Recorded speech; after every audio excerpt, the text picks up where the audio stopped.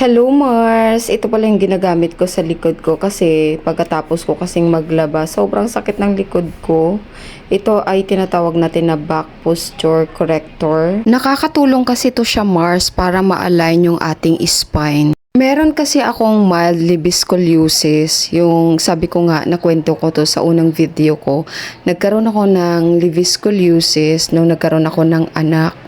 Tapos kasi yung mga travels ko medyo malalayo, and then yung mga things ko mostly lang doon sa aking right side, hindi ko siya nababalance sa aking left side kaya nag-curve yung aking spine. Akala ko nga before pandemic time, pag gumigising kasi ako sa umaga, sobrang sakit talaga ng aking yung pinakababa, yung lower back ko.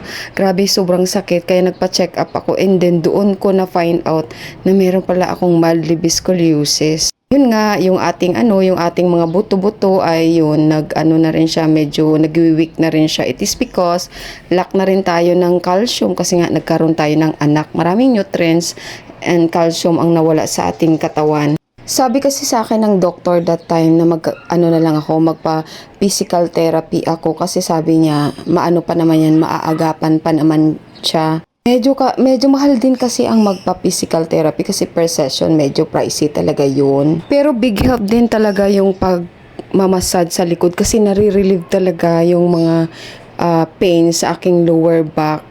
Especially ngayon, nagmamasage ako. Matagal ako nakayuko kasi halimbawa, yung client kasi na hinahandle ko, minimum yan 1 hour.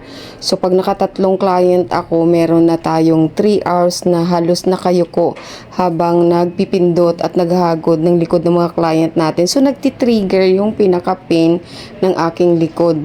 So, ang ginagawa ko nga, pinapahagod ko sa asawa ko. And aside from that, big help talaga tong posture corrector sa likod ko kasi nga naa-align niya yung aking spine.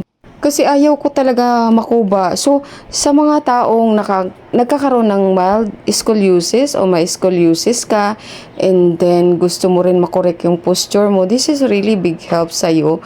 Maganda to kasi kahit lang siya, kahit nakaupo ka, pwede mo siya ilagay, and then adjustable siya, tapos color black yung pinili ko, tapos nakaka-relax, sobrang sarap sa pakiramdam habang suot-suot ko itong aking posture corrector. So tatanggalin ko naman to, minimum 30 minutes, maximum 1 hour po siya na pwede nating ilagay sa ating likod.